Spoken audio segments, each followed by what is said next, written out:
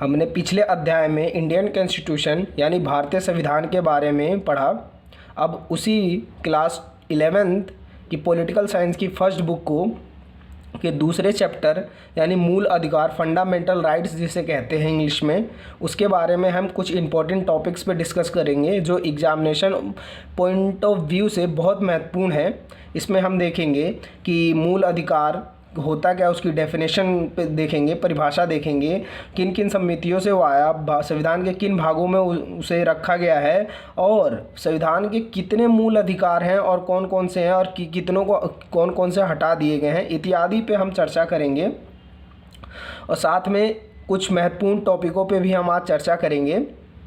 ये class 11th political science की first book का दूसरा चैप्टर है। अगर ये वीडियो आपको अच्छी लगे प्लीज़ मेरे चैनल को सब्सक्राइब करें, वीडियो को लाइक करें और प्लीज़ कमेंट भी लिखें। आप इसकी डेफिनेशन लिख सकते हैं कि मूल अधिकार होता क्या है। इसमें आप लिख सकते हैं प्रत्येक व्यक्ति के व्यक्तित्व यानी जो व्यक्ति है उसका विकास कैसे होगा, ये संविधान जो प्रावधान लिखेगा उसके आधार पर होगा। यानी कि आप पूरी डेफिनेशन कैसे लिखेंगे, प्रत्येक व्यक्ति के व्यक्तित्व को विकसित करने के लिए संविधान द्वारा दिया गया प्रावधान मौलिक अधिकार कहलाता है। यानी जो व्यक्ति के व्यक्तित्व को विकसित करेगा जो संविधान द्वारा दिया गया प्रावधान है उसके आधार पे होगा व्यक्तित्व का विकास, उसे मौलिक अधिकार कहते हैं। अब एक एक ये 2 नंबर में पूछे जाने वाले क्वेश्चन हैं। अब एक एक नंबर वाले हैं, स्टार वाले हैं। इसमें आप देख सकते हैं 1928 में ही मोतीलाल नेहरू समिति, ये पहली समिति थी जिन्होंने अधिकार की एक घोषणा पत्र की मांग उठाई थी। मोतीलाल नेहरू समिति पहली समिति थी। उसके बाद ये अधिकारों का घोषणा पत्र क्या है आप इसके बारे में जान लें कि अधिकारों का घोषणा पत्र है, ये एग्ज़ाम में परिभाषाएं पूछी जाती हैं।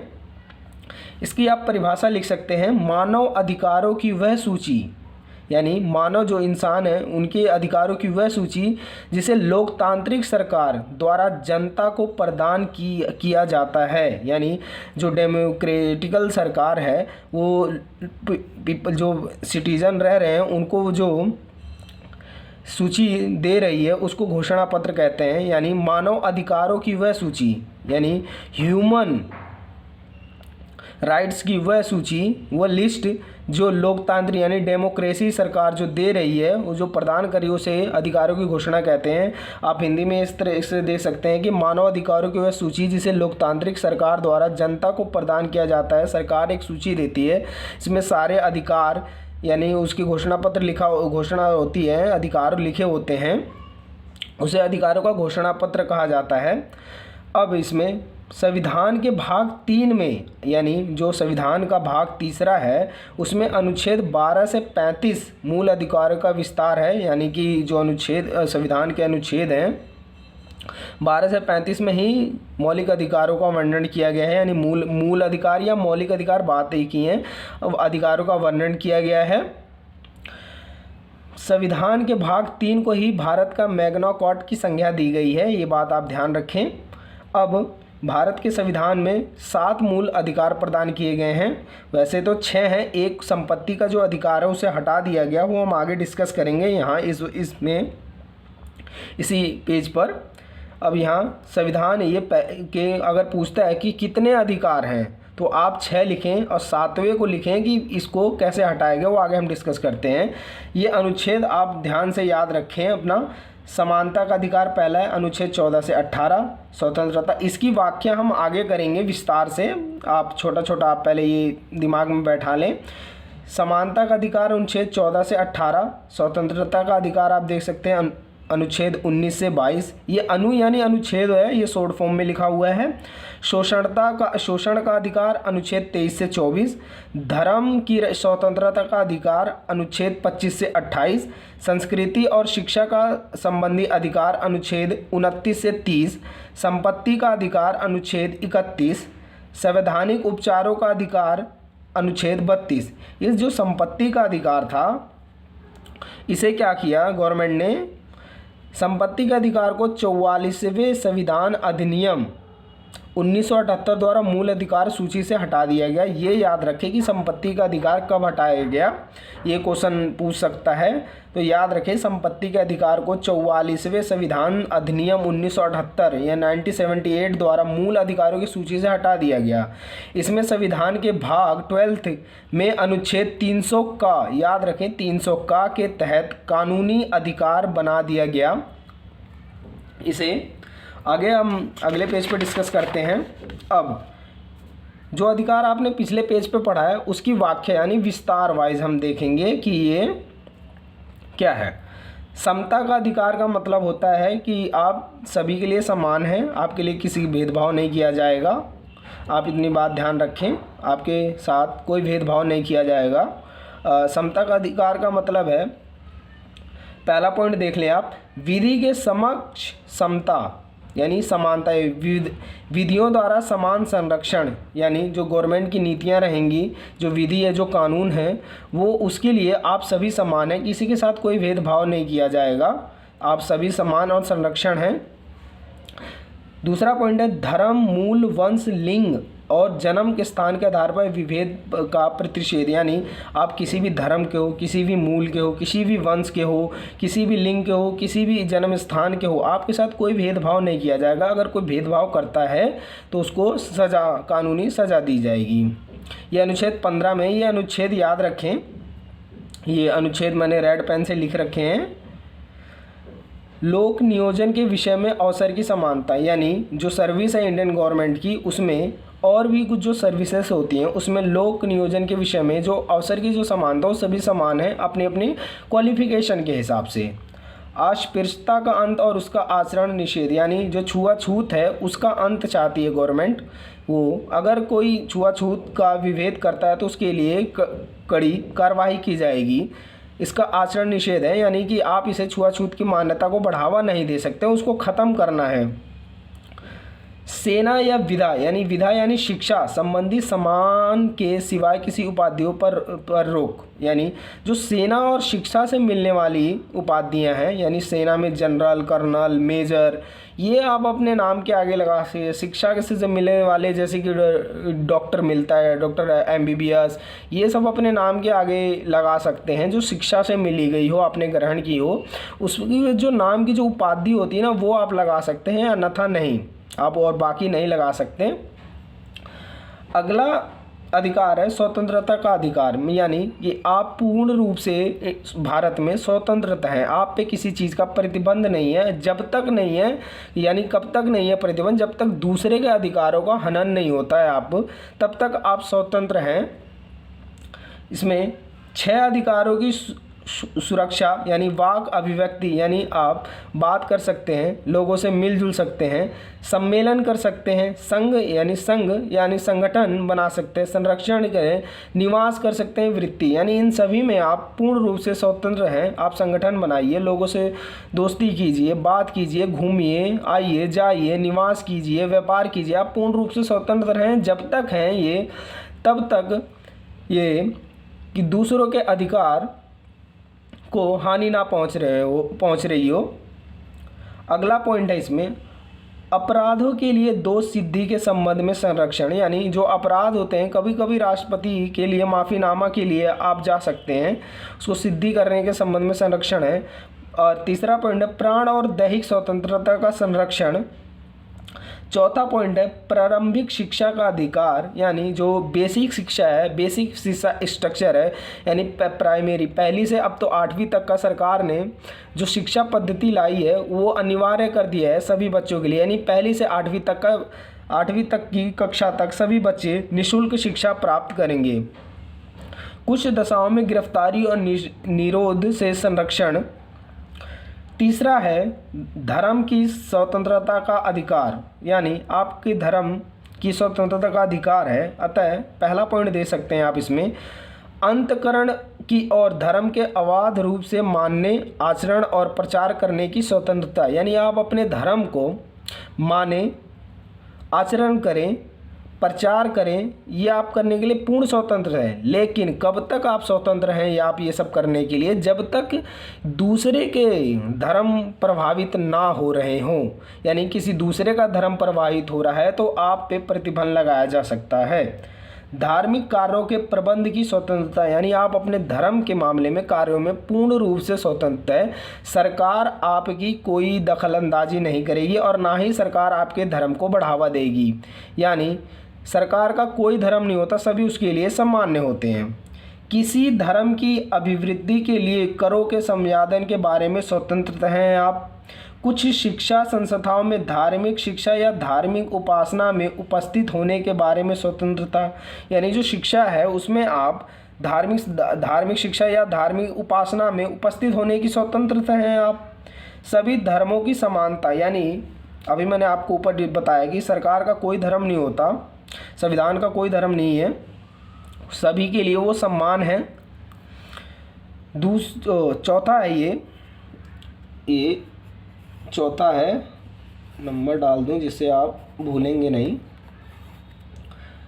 चौथा अधिकार है शोषण के विरुद्ध अधिकार, यानी शोषण का मतलब होता है आप पे अत्याचार हो रहा है, शोषित हो रहे हो, आप दबाव में रह रहे हो किसी के, उसके विरुद्ध अधिकार है आपका। कि जैसे कि पहला पॉइंट, बाल श्रम का प्रतिषेध, यानी शब्दों की थोड़ी कठिनाई है। अब प्रतिषेध का मतलब कि बाल श्रम नहीं कर सकते, इसलिए आपको समझाया जा रहा है। वीडियो अच्छी लगी तो please like my channel, subscribe करें, वीडियो को लाइक करें।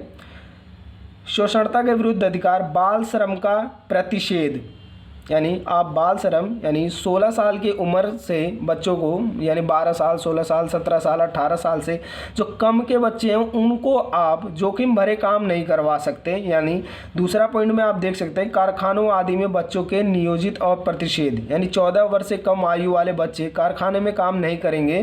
क्यों नहीं करेंगे? क्योंकि वो इतने छोटे होते हैं, उनकी वजह से कारखाने में जो धूल मिट्टी और कण होते हैं उनके स्वास्थ्य पे लिए बहुत बुरा प्रभाव डालता है, इसलिए 14 वर्ष से कम आयु वाले बच्चे कारखाने में नहीं काम कर सकते। बधुआ मजदूरी पर रोक, यानी जो प्राचीन समय था वहाँ बधुआ मजदूर थे, यानी अगर किसी राजा ने उन्हें जीत लिया है किसी राज्य को, तो वहाँ पे जो मजदूर रहते थे उनको ज़बरदस्ती काम करवाते थे, उसे बंधुआ उसमें मजदूरी भी नहीं मिलती थी, सिर्फ खाने को मिलता था, मजदूरी कुछ नहीं। उनके पूर्ण रूप स्वतंत्र नहीं थे, वो ज़िंदगी भर उनके बेटे से बेटे उनके आगे मजदूरी करते रहते थे, उसी को बंधुआ मजदूर कहते हैं। उसको मजदूरी पर रोक, यानी इंसान अब बंधुआ मजदूरी नहीं करेगा। इंडियन कॉन्स्टिट्यूशन यानी भारतीय संविधान के तहत अब सभी मजदूरों को पूर्ण रूप से मजदूरी दी जाएगी और वो अपनी स्वतंत्रता से अपना काम कर सकते हैं।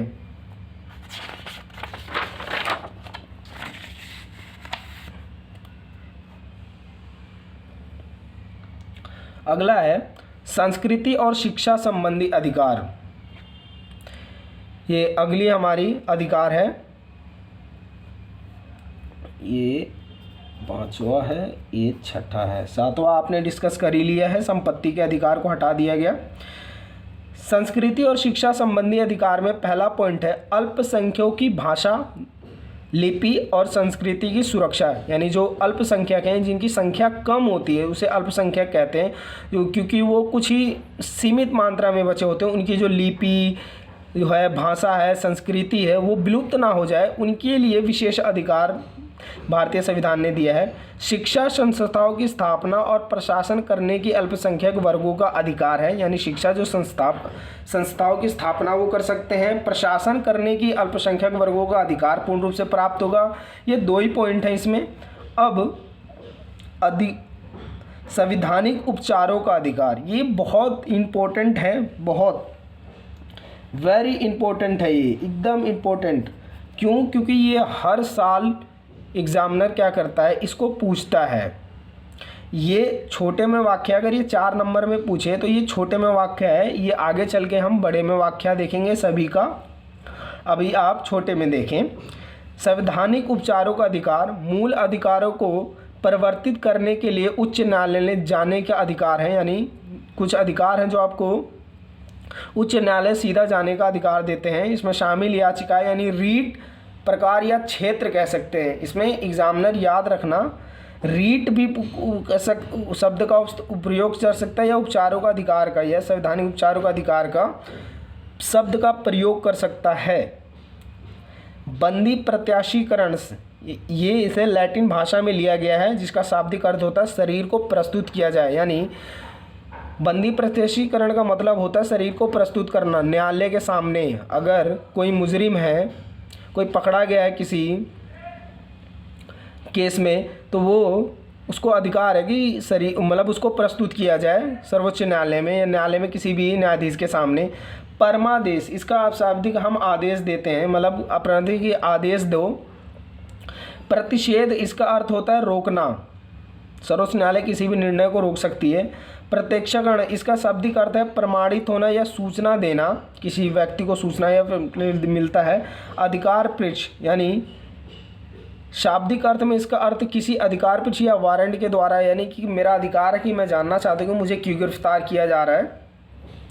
ये 2 अनुच्छेद हैं जो कभी कभार पूछे जाते हैं, ये आपकी बुक में भी हैं। ये अनुच्छेद 16(4) में, इस अनुच्छेद की कोई बात राज्य को पिछड़े हुए नागरिकों के किसी वर्ग के पक्ष में जिनका प्रतिनिधित्व राज्य की राय में राज्य के अधीन सेवाओं में पर्याप्त नहीं है, नियुक्तियां या पदों के आरक्षण का प्रावधान करने से नहीं रोकेगी। अनुच्छेद 21 में क्या कह रहा है कि जीवन और दैहिक स्वतंत्रता का संरक्षण, यानी किसी व्यक्ति को उसके प्राण या दैहिक स्वतंत्रता से विधि द्वारा स्थापित प्रक्रिया के अनुसार ही वंचित किया जाएगा, अन्यथा नहीं। यानी अगर न्यायालय उसे सज़ा दे रहा है फांसी की, तभी उसको हो सकता है प्राण दैहिक या दैहिक संरक्षण की स्वतंत्रता स्थापित किया जाएगा, वरना नहीं। आप एक बार और देखें अनुच्छेद 21 कि जीवन और दैविक स्वतंत्रता का संरक्षण का मतलब होता है किसी व्यक्ति को उसके प्राण यानी दैहिक यानी जो शरीर है स्वतंत्रता से विभिन्न विधि द्वारा स्थापित, जो विधि द्वारा यानी इंडियन कॉन्स्टिट्यूशन है उसकी प्रक्रिया के अनुसार ही वंचित किया जाएगा, अन्यथा नहीं किया जाएगा। अगला है, अब मूल अधिकारों की क्या विशेषता होती है? क्या विशेषता है मूल अधिकारों की? ये क्वेश्चन पूछा जाता है, मूल अधिकारों की क्या विशेषता रही है। पहला है, आप देख सकते हैं, मूल नागरिकों के लिए उपलब्धता के साथ कुछ अधिकार विदेशियों को भी प्राप्त है। ये पहला है अधिकारों की विशेषता में, यानी जो इंडिया कुछ अधिकार है जो फॉरेनर को भी प्राप्त है, यानी विदेशियों को, और बाकी सब तो इंडियन सिटीजन को तो प्राप्त है ही। दूसरा पॉइंट है, इनकी सुरक्षा सरकार यानी उच्चतम न्यायालय की द्वारा होता है, जो सुप्रीम कोर्ट है उसके द्वारा उसकी संरक्षण होता है। यह नागरिकों के विकास के लिए बनाए गए हैं, यानी जो नागरिक हैं इंडियन सिटीजन हैं उनके विकास के लिए यानी डेवलपमेंट के लिए ये अधिकार बनाए गए हैं, उनके व्यक्तित्व के विकास के लिए। चौथा है, राष्ट्रीय आपातकाल की सक्रियता के दौरान इन्हें निलंबित किया जा सकता है, यानी जो राष्ट्रीय आपातकाल है, इमरजेंसी जब लगती है तो कुछ अधिकारों को छोड़कर सभी अधिकार निलंबित यानी ख़त्म हो जाते हैं, पूर्ण रूप से नहीं, उस जब तक वो आपातकाल लगा हुआ है तभी तक का अधिकार निलंबित होंगे, यानी कि आपके पास नहीं रहेंगे, आप उन अधिकारों को ही उपयोग नहीं कर सकते। पांचवा पॉइंट है, ये सभी सरकार के एक पक्षीय निर्णय के विरुद्ध उपलब्ध हैं, यानी कोई गवर्नमेंट है जो अपना ही रूल चलाए जा रही है और जनता को कुछ नहीं इससे फ़ायदा हो रहा है और बल्कि नुकसान ही हो रहा है, वो एक पक्षीय निर्णय होता है जो अपने पक्ष में सिर्फ जहाँ सरकार में अपने फ़ायदे के लिए कर रही है, जनता के लिए नहीं, उसके विरुद्ध उपलब्ध है ये अधिकार इंडियन कॉन्स्टिट्यूशन में, जो सुप्रीम कोर्ट सुरक्षित करता है उसे, कि अगर सरकार अपने पक्ष में कोई निर्णय ले रही है और जनता को इस पर कोई भागीदारी ही नहीं है, कोई विकास नहीं हो रहा है, तो क्या करेगी जनता? अपने अधिकारों को अपने अधिकारों से इस निर्णय को बदल सकती है विरुद्ध इस्तेमाल कर सकती है। छठा पॉइंट है ये न्यायोचित है, यानी न्याय द्वारा ही मिल सकता है इसे, इसमें आपको न्याय दिला सकते हैं। ये व्यक्तियों की अदालत जाने की अनुमति देते हैं, यानी आपका अधिकारों का हनन हो रहा है तो आप जाइए, अब किसी भी कोर्ट में जाइए, सर्वोच्च न्यायालय, उच्च न्यायालय, ये 4 कोर्ट हैं जो हम आगे, उच्च न्यायालय हैं जो आगे हम पढ़ेंगे। जब भी इसका उल्लंघन होता है तो सर्वोच्च न्यायालय, उच्च न्यायालय, अधीनस्थ न्यायालय, जिला न्यायालय, किसी भी न्यायालय में आप जा सकते हैं। ये स्थायी नहीं है, यानी इसमें परिवर्तन किए जा सकते हैं। सॉरी, हाँ, स्थायी नहीं है, इसमें परिवर्तन किए जा सकते हैं क्योंकि आपातकाल के समय में यानी संसद द्वारा इसमें कटौती या कमी कर सकती है। लेकिन कब? जब लोकसभा में पूर्ण रूप से अध्यक्ष पास हो जाए। ये इस टॉपिक पे आगे हम जब संसद पढ़ेंगे उसमें हम इस टॉपिक को आगे बताएंगे कि कैसे कटौती करती है संसद अधिकारों में। निवारक नज़रबंदी क्या है? ये 2 नंबर का क्वेश्चन है, पूछता है अक्सर। निवारक नज़रबंदी किसी व्यक्ति को अपराध करने पर गिरफ्तार किया जाता है।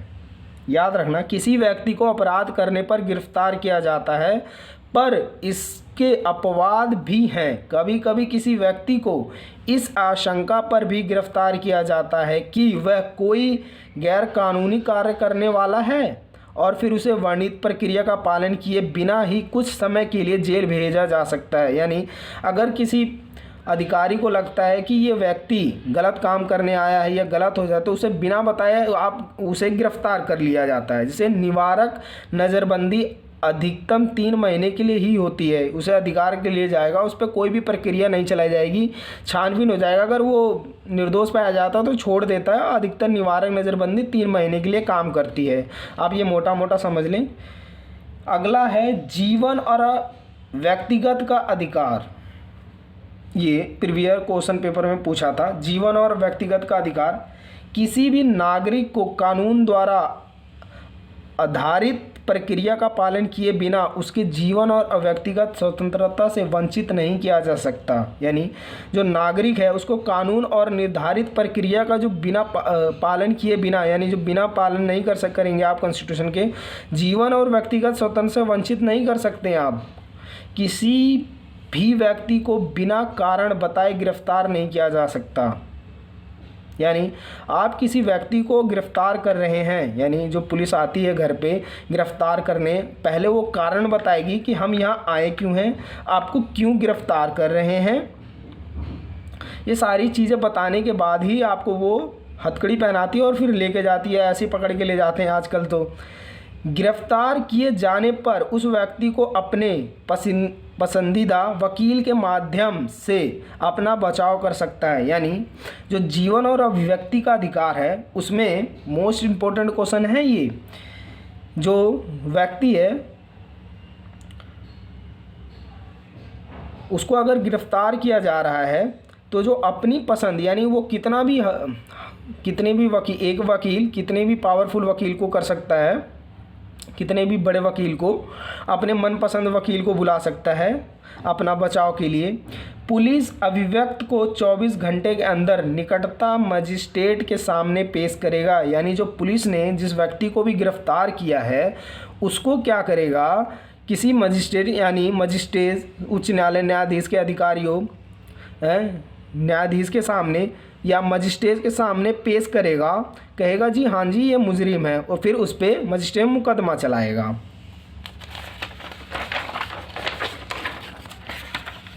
हाँ, ये आ गया संवैधानिक उपचारों का अधिकार। ये 6 नंबर में वाला क्वेश्चन, ये 2 तरह से क्वेश्चन आंसर पूछता है, इसीलिए मैंने इसे पहले 4 नंबर वाला आपको डिस्कस कराया, अब 6 नंबर वाला डिस्कस कराऊंगा।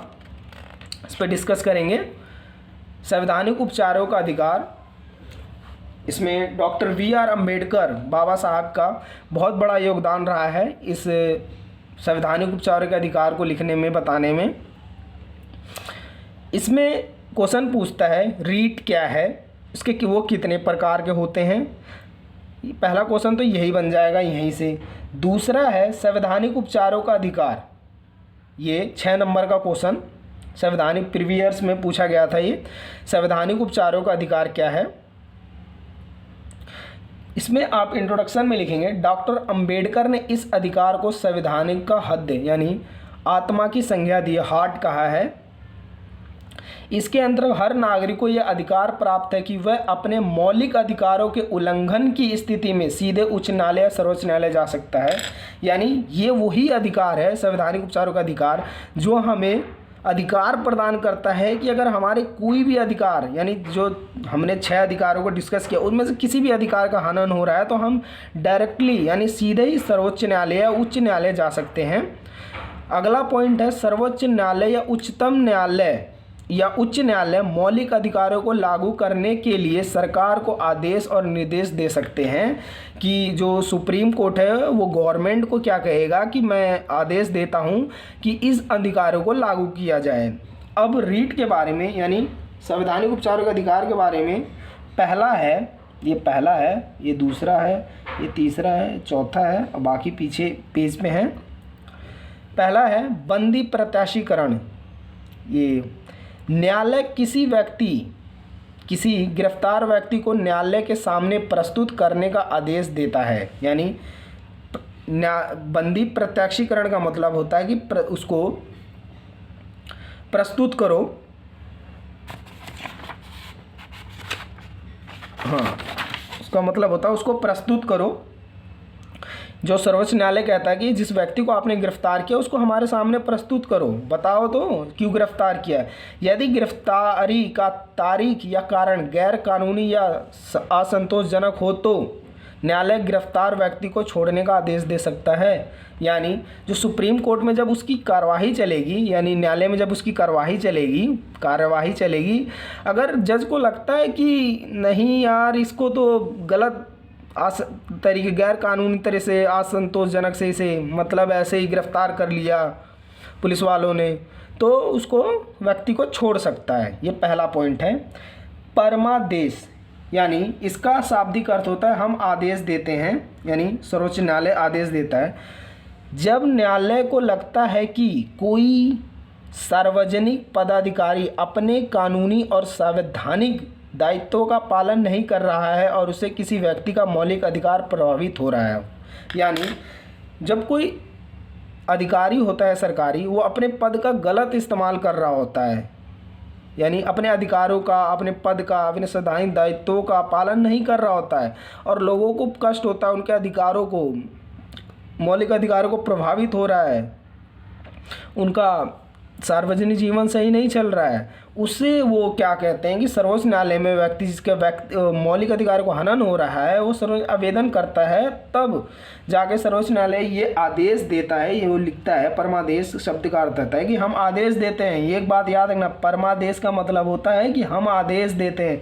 इस शब्द में ही इसके टुकड़े छुपे हैं, टुकड़े करके देखोगे तो इसका अर्थ निकल जाएगा। तो वो सर्वोच्च न्यायालय उस व्यक्ति को आदेश देता है कि आप ऐसा करें, आप अच्छे से काम करें, वरना आप पे कानूनी कार्रवाई चलेगी। तीसरा है निषेध आदेश।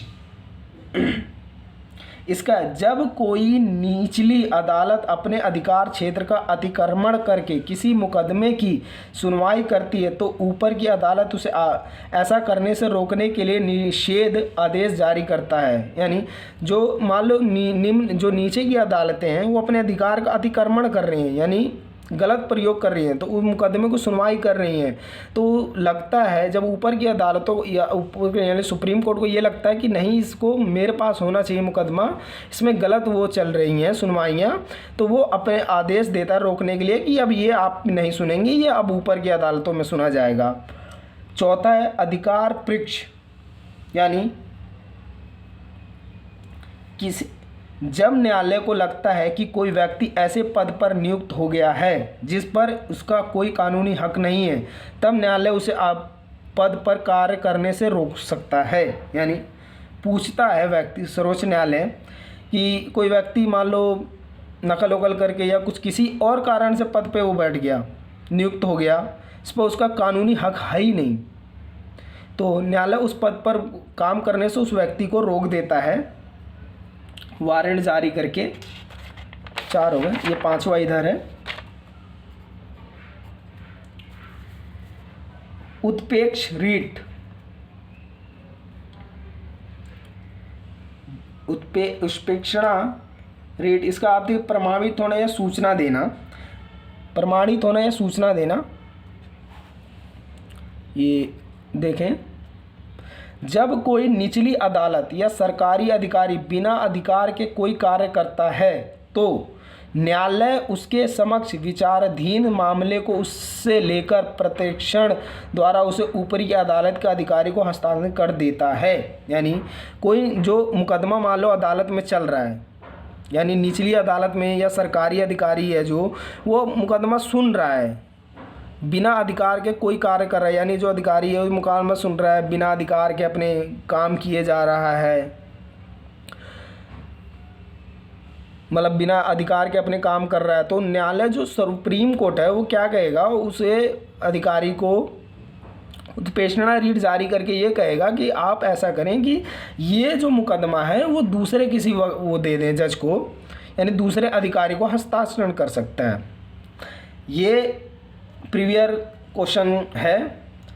आरोपी या अभिव्यक्ति के अधिकार, जो आरोपी होता है जिसपे जो विक्टिम होगा, सॉरी जो आरोपी होगा वो उसके क्या अधिकार होंगे, अभिव्यक्ति के क्या अधिकार होंगे, वो 3 अधिकार हैं। ये आपकी बुक में भी हैं लेकिन बहुत छुपा हुआ है ये क्वेश्चन, इम्पोर्टेंट सारे को लिखे हुए हैं। न्यायालय में निष्पक्ष मुकदमे के लिए संविधान 3 अधिकारों को व्याख्या करता है, यानी जो आरोपी है, अगर आरोपी गिरफ्तार हुआ है उस पर क्या अधिकार है। पहला है, किसी भी व्यक्ति को एक ही अपराध के लिए एक बार से ज़्यादा सज़ा नहीं मिलेगी, यानी कोई व्यक्ति है एक ही अपराध बार बार कर रहा है, उसको सज़ा जो जज देगा वो एक ही अपराध के लिए एक ही सज़ा देगा और ज़्यादा बार उसको सज़ा नहीं देगा जो आरोपी है। ये क्वेश्चन बना था, आरोपी या अभिव्यक्ति के अधिकारों की व्याख्या करें, इस पे क्वेश्चन बना था ये।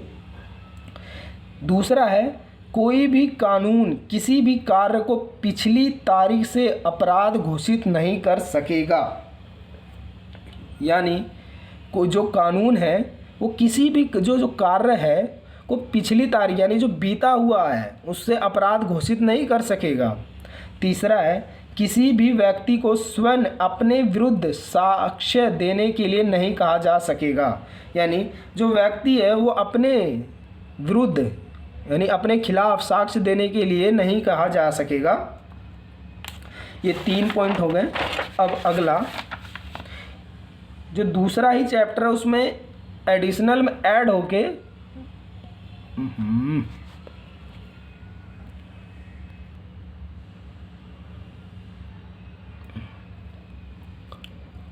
ठीक है, मूल कर्तव्य, ये एक छोटा सा टॉपिक है आप लोगों में इस बार ऐड हुआ है। हाँ, मौलिक अधिकार में ही, फंडामेंटल राइट्स में ही मूल कर्तव्य यानी फंडामेंटल ड्यूटी है शायद ये, हाँ मूल कर्तव्य फंडामेंटल ड्यूटीज है। 1976 में नागरिकों के मूल कर्तव्यों का संविधान में जोड़ा गया ना, ये याद रखना, 1976 में नागरिकों के मूल अधिकारों को संविधान में जोड़ा गया। ये मूल कर्तव्य की आप डेफिनेशन देखें, यानी उसकी परिभाषा आप देख सकते हैं। मौलिक कर्तव्यों को देशभक्ति की भावना को बढ़ावा देने, यानी देशभक्ति की भावना को बढ़ावा देने और भारत की एकता को बनाए रखने के लिए भारत के सभी नागरिकों के नैतिक दायित्व के रूप में परिभाषित किया गया है। यानी जो मौलिक कर्तव्य हैं वो देश की भावना को, देशभक्ति यानी कि हम भाई अपने देश पे गर्व करते हैं, उसकी भावना को बढ़ावा देने और भारत की एकता को बनाने रखने के लिए भारत के सभी नागरिकों को नैतिक दायित्व है, यानी नैतिक है वो दायित्व दिया गया है, उसको परिभाषित किया गया है कि भारत भाई लगाव रखा जाए अपने देश से, प्रेम। कर्तव्य शब्द का अभिप्राय उन कार्यों से होता है जिन्हें करने के लिए व्यक्ति नैतिक रूप से प्रतिबद्ध होता है, यानी प्रतिबद्ध होता है। कर्तव्य शब्द का अभिप्राय उन कार्यों से होता है, यानी जो कार्य देश के हित में हो, जिन्हें करने के लिए व्यक्ति नैतिक रूप से प्रतिबद्ध हो, यानी पूर्ण रूप से प्रतिबद्ध हो कि हाँ मैं ये काम करूँगा, मैं मुझे अपने देश से प्रेम है। अब मौलिक कर्तव्यों का प्रावधान, क्या प्रावधान रहे हैं मौलिक, ये छोटा सा टॉपिक है लेकिन इसमें से क्वेश्चन पूछे गए थे। मौलिक कर्तव्यों का विचार रूस के संविधान, तत्कालीन सोवियत, जो तत्कालीन था वो सोवियत संघ में से प्रेरित लिया गया था। ये जो रूस का संविधान अभी तो सॉरी जो प्रेजेंट टाइम में तत्कालीन में वो रूस के संविधान, और बाद में जो था उस पुराने टाइम में सोवियत संघ में ही था। रूस अलग होने के बाद वो आया, बाकी हम हिस्ट्री में इसका डिस्कस कर लेंगे। दूसरा पॉइंट है प्रावधान, याद रखना मौलिक कर्तव्यों का प्रावधान और मौलिक कर्तव्य ये आगे ये अलग हैं, कहीं आप दोनों को मिक्स कर दें, ठीक है। दूसरा है इन्हें 42वें संविधान संशोधन अधिनियम 1976 जो स्वर्ण सिंह समिति आई थी ना, स्वर्ण सिंह समिति की सिफारिश पे संविधान के भाग 4 में शामिल किया गया था। यानी जो मौलिक कर्तव्य है उसको 42वें संविधान संशोधन अधिनियम 1976 में जो स्वर्ण सिंह समिति आई, स्वर्ण सिंह समिति, उसको उसकी जो सिफारिश थी, उन्होंने कहा कि भाई मौलिक कर्तव्य मतलब मौलिक कर्तव्य भी होने चाहिए संविधान में ताकि देश के प्रति लोगों को प्रेम जाग सके इत्यादि। उसको संविधान के भाग 4A में शामिल कर लिया गया। तीसरा पॉइंट है मूल रूप से मौलिक कर्तव्यों की संख्या 10 थी।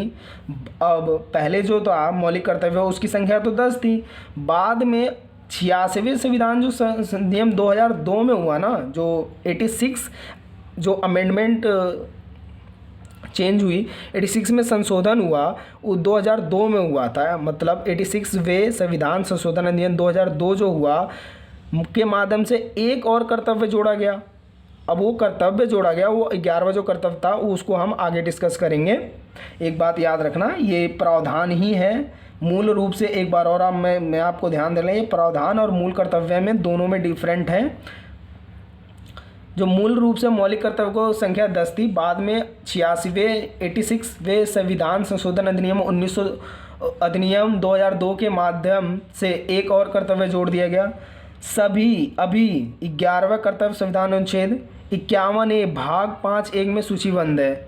अब पूछता है अगर क्वेश्चन अधिकार कितने मूल कर्तव्य कितने हैं, तो 11 हैं। और किस अनुच्छेद में, अनुच्छेद 51A, याद रखना अनुच्छेद 51A भाग अगर पूछता है, अनुच्छेद और भाग में याद रखना कंफ्यूज ना हो, भाग A 4A में सूचीबद्ध है। मौलिक कर्तव्य भी गैर न्यायिक है, यानी इसमें आपको न्यायालय नहीं जा सकते, गैर न्यायिक है, इसमें आपको कुछ नहीं, क्योंकि ये देशभक्ति या भावना से जुड़ा होता है, नैतिकता से जुड़ा होता है, इसलिए गैर न्यायिक है, इसका कोई वो। अगला है मूल कर्तव्य, ये आप देख सकते हैं, ये जो मूल कर्तव्य हैं ये आपकी बुक में भी है, बुक के 3-4 पन्ने पे ही मूल कर्तव्य 11 के 11 दे रखे हैं। आपकी जो सपोर्टिंग मटेरियल मिलती हैं उसमें मैंने सपोर्टिंग मटेरियल से ही काटा है इसे मूल कर्तव्य को, इतने ही मूल 11 के 11 मूल कर्तव्य हैं, आप इसे ज़रूर देखें। पहला है मूल कर्तव्य, नागरिक का कर्तव्य होगा कि संविधान का पालन करेंगी। पहला कर्तव्य होगा संविधान का पालन करें और उसके आदेशों, संस्थाओं, राष्ट्रध्वज और राष्ट्रगान का आदर करें। यानी जो संस्था है राष्ट्र यानी सर्वोच्च न्यायालय, न्यायपालिका, जो गवर्नमेंट से उच्च अधिकारी संस्था है, उसका राष्ट्र ध्वज और राष्ट्रगान का आदर करें। स्वतंत्रता के लिए हमारे राष्ट्रीय आंदोलन को प्रेरित करने वाले उच्च आदेशों का हद में संयोजित रखें और उनका पालन करें। यानी राष्ट्रीय आंदोलन को प्रेरित करने वाले जैसे कि महात्मा गांधी, आज़ाद, सुभाष चंद्र बोस इत्यादि जितने भी नेता हों उनको प्रेरित करें, हद में उनमें संयोजित रखें, उनका पालन करें। भारत को संप्रभुता, एकता, अखंडता की रक्षा करें और उसे अक्षुण्णता बनाए रखें। देश की रक्षा करें और आह्वान किए जाने पर राष्ट्र की सेवा करें। भारत के सभी लोगों में समरसता, समानता, भ्रातृत्व की भावना का निर्माण करें, जो धर्म, भाषा, प्रदेश या वर्ग पर आधारित सभी भेदभावों से परे हो। ऐसी प्रार्थना का त्याग करें जो महिलाओं के सम्मान के विरुद्ध हो। इसमें क्वेश्चन पूछा था कि कोई 2 कर्तव्य लिखिए ये और एक नंबर में पूछा था कि कौन सा 11वां 2002 अमेंडमेंट में कौन सा 11वां जो कर्तव्य जोड़ा गया उसको बताइए। वो 11वां यही था, यदि माता पिता का संरक्षण है वह वर्ष से 14 वर्ष की तक आयु वाले अपने स्थायित्व बालक या प्रतिपाल्य की शिक्षा का अवसर प्रदान करें। यानी जो माता पिता हैं वो अपने जो 14 वर्ष तक की आयु वाले बच्चे, उनसे कम नीचे वाले बच्चे, उन सभी बच्चों को जो प्राइमरी शिक्षा है यानी जो प्रतिपल्य को शिक्षा यानी जो बालक हैं जो शिक्षा है बेसिक शिक्षा उनको वो ज़रूर प्रदान करें। ये आप अपनी बुक में ही देख सकते हैं, वीडियो बड़ी ना हो इसकी वजह से मैं थोड़ा, ये आपको बुक में अपनी मिल जाएगा। तीसरे या चौथे, जैसे ही बुक आप खोलेंगे तीसरे चौथे पन्ने में मिलेगा आपको। मूल कर्तव्यों की विशेषता और महत्व दो अलग अलग हैं, तो ये याद रखना। ये विशेषता है मूल कर्तव्यों की विशेषता। इसमें कुछ नैतिक कर्तव्य हैं तो कुछ नागरिक। उदाहरण, जो मूल कर्तव्य है उसकी विशेषता में कुछ नैतिक हैं और कुछ नागरिक हैं।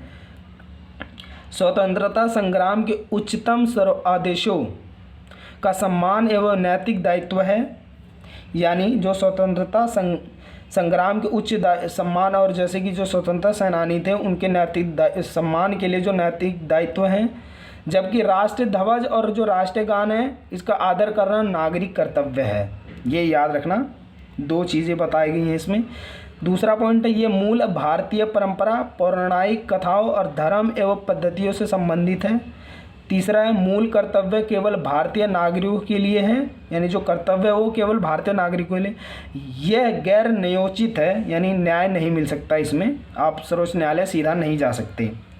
इसका क्या महत्व है? मूल कर्तव्य का महत्व, पहला महत्व है नागरिकों को अपने देश, अपने समाज और अपने साथी नागरिकों के प्रति अपने कर्तव्यों के संबंध में भी जानकारी रखनी चाहिए। यानी अपने देश, अपने समाज, अपने साथी, अपने नागरिकों के प्रति कर्तव्यों के संबंध में जानकारी रखें आप। मूल कर्तव्य राष्ट्र विरोधी एवं समाज विरोधी गतिविधियों जैसे राष्ट्र ध्वज को जलाने, सार्वजनिक संपत्ति को नष्ट करने के खिलाफ चेतावनी के रूप में करते हैं। ये दूसरा है, यानी आप जो राष्ट्र ध्वज जलता हुआ देखते हैं ये आपके मूल कर्तव्य नहीं है, या अनैतिकता है। ये सार्वजनिक संपत्ति को रेलवे जला देते हैं इत्यादि आंदोलन करते हैं, ये अनैतिकता है। नैतिकता पे रहें आप। मूल कर्तव्य नागरिकों के लिए प्रेरणा का स्रोत है और उनमें अनुशासन और प्रतिबद्धता को बढ़ाते रहें। यह विधि द्वारा लागू किए जाते हैं। इनमें किसी के भी पूर्ण ना होने पर संसद उसमें उचित या सज़ा का प्रावधान कर सकती है। यानी ये अगर पूरे नहीं हो रहे हैं, आप क्या कर रहे हैं, ध्वज जला दे रहे हैं सार्वजनिक संपत्ति के लिए, तो इसमें सरकार जो है या संसद है आपको सज़ा का प्रावधान कर सकती है। आगे आप है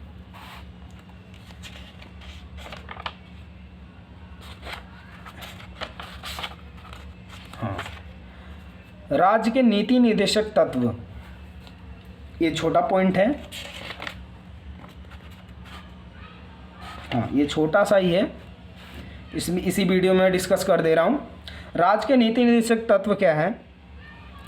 राज्य नीति निर्देशक तत्वों का उल्लेख, ये वाला जो क्वेश्चन है ये मूल अधिकार और राज्य के नीति निर्देशक तत्व, ये बस पूछता है इसमें, ये इम्पोर्टेंट है, वेरी वेरी इंपॉर्टेंट है। ये सिर्फ पूछता है आप में अंतर बताइए, ठीक है। और एक नंबर में ये पूछ लिया तो पूछे ना, तो ये कन्फर्मली ही पूछता है इस चैप्टर से। राजनीति निर्देशक तत्वों का उल्लेख संविधान के भाग 4 के अनुच्छेद 36 से 51 तक में किया गया है। यानी कौन से भाग में? 4 में। किस अनुच्छेद में? 36 से 51 तक किया गया है। संविधान निर्माताओं ने ये विचार 1937 में निर्मित आयरलैंड के संविधान से लिया है। जो आयरलैंड का कॉन्स्टिट्यूशन है उससे हमने 1937 में ये राज्य के नीति निर्देशक तत्व लिए। अब ये जो अंतर है ये ज़्यादातर एग्ज़ाम में पूछा जाता है। मूल अधिकार और नीति निर्देशक तत्वों में अंतर बताइए।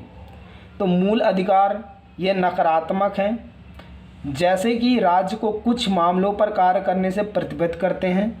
नीति निर्देशक ये सकारात्मक है, राज्य को कुछ मामलों पर इसकी आवश्यकता होती है। पहला अंतर आपने देख लिया।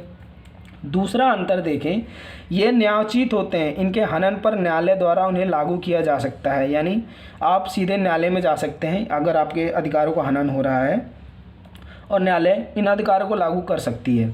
ये गैर न्यायोचित होते हैं, इन्हें कानूनी रूप से न्यायालय द्वारा लागू नहीं किया जा सकता, यानी आप सीधे न्यायालय नहीं जा सकते इनके हनन पे। इनका उद्देश्य देश में लोकतांत्रिक राजनीतिक व्यवस्था स्थापित करना है, यानी मौलिक अधिकार का। इसका उद्देश्य देश में सामाजिक, आर्थिक और लोकतंत्र की स्थापना करना है। दोनों में अंतर आप देख रहे हैं। चौथा, ये कानूनी रूप से मान्य हैं और इन्हें नैतिक और राजनीतिक मान्यता प्राप्त है, यानी नैतिक हैं, आप खुद ही देश की रक्षा करें। पांचवा पॉइंट है, ये व्यक्तिगत कल्याण को प्रोत्साहन देते हैं और इस प्रकार ये व्यक्तिक है, ये समुदाय के कल्याण को प्रोत्साहित करते हैं और ये तरह से समाजवादी हैं, यानी समाज के प्रति सारा काम होता है इनका। छठा है, इनको लागू करने के लिए विधान की आवश्यकता नहीं, ये स्वयं लागू होते हैं। इन्हें लागू करने के विधान की आवश्यकता होती है और ये स्वयं लागू नहीं होते हैं। ठीक है, ये मोस्ट इम्पोर्टेंट है, ये 6 नंबर में पूछता है, 4 नंबर में पूछता है। अगर 6 में पूछे तो 5, अगर 6 में पूछता है तो 6 के 6, अगर 4 में पूछता है तो 4 या 5 पॉइंट लिखें आप अंतर। ये लेकिन इम्पोर्टेंट है, आपके ज़रूर पूछेगा। अब नीति निर्देशक तत्वों की सूची में 3 प्रमुख बातें हैं, ये आप देख लें। पहली बात है, वे लक्ष्य और उद्देश्य जो एक समाज के रूप में हमें स्वीकार करने चाहिए, वे अधिकार जो नागरिकों को मौलिक अधिकारों के अलावा मिलने चाहिए, वे नीतियां जिन्हें सरकार स्वीकार करना चाहिए। ठीक है, ये स्टार पॉइंट है, कभी कभार पूछे जाते हैं। नीति निर्देशक तत्वों को लागू करने के प्रयास में शिक्षा का अधिकार, पूरे देश में पंचायती राज व्यवस्था लागू करना, रोजगार गारंटी योजना के अंतर्गत काम के समिति का अधिकार, स्कूली बच्चों के लिए दोपहर के भोजन की योजना के आदि सम्मिलित हैं। यानी जो नीति निर्देशक तत्वों को जो लागू हो रहा है उसमें क्या क्या सम्मिलित हैं? शिक्षा का अधिकार, पूरे देश में पंचायती व्यवस्था को लागू, रोजगार की गारंटी की योजना के अंतर्गत काम समिति का अधिकार, स्कूल बच्चों के लिए दोपहर के भोजन के योजना का अधिकार शामिल। नीति निर्देशक तत्व, इसका उद्देश्य में क्या आएगा? लोगों का कल्याण, सामाजिक और आर्थिक तथा राजनीतिक न्याय, जीवन स्तर ऊंचा उठाना, संसाधनों का समान वितरण, अंतर्राष्ट्रीय शांति को बढ़ावा देना। और नीतियां इसकी क्या रही हैं, इन दोनों में डिफरेंस है, याद रखना। नीतियां क्या है? समान नागरिक संहिता, मद्यपान निषेध, घरेलू उद्योगों को बढ़ावा, यानी जो हाउस इंडस्ट्री है उसको बढ़ावा, उपयोगी पशुओं को मारने पर रोक, ग्राम पंचायतों का प्रोत्साहन, ये इसका ये हो गया। अब आता है चुनाव वाला चैप्टर। अगर ये वीडियो आपको अच्छी लगी तो प्लीज़ मेरे वीडियो को लाइक एंड सब्सक्राइब करें चैनल को। अब इसमें जो चित्र है वो NCERT 37 पेज पे दे रखा है। NCERT याद रखना, सोल्व बुक नहीं, सोल्व बुक में पता नहीं किस पेज पे है। NCERT पढ़ें तो बेटर है। उसमें जो चित्र है उसमें 37 पे है। चित्र में शोषणता के विरुद्ध का अधिकार, ये जो बच्चा जो बीड़ी बना रहा है उसको दिखाया गया है। ये वाला चित्र, ये बच्चे वाला चित्र याद रखें, ये बच्चे वाला ही चित्र।